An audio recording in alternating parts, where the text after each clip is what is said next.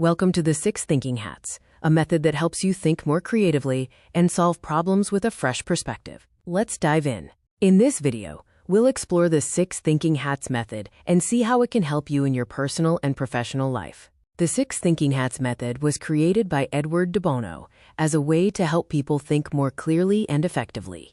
It's a simple yet powerful tool that can be used by individuals or teams to approach problems from different perspectives. The white hat represents facts and data. When wearing this hat, we focus on objective information and evidence. Ask questions like, what do we know? And what are we missing? To gather all relevant data. The red hat encourages us to express our emotions and gut reactions. By acknowledging our feelings, we can make more balanced decisions. The black hat helps us identify potential problems and risks. Ask, how do we feel? To gain insights into our emotional responses.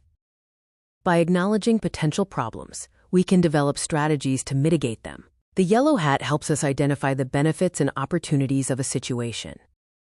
Ask, what could go wrong? To uncover potential obstacles.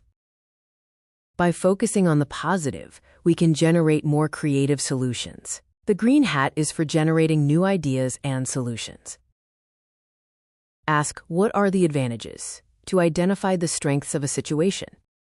By thinking outside the box, we can come up with innovative approaches. The blue hat is for process control and managing the thinking process. Ask, what other options are there? To explore alternatives. By managing the process, we ensure that everyone's voice is heard and we stay on track. The blue hat is for process control and managing the thinking process. Ask, are we on track? To ensure we're making progress and achieving our goals.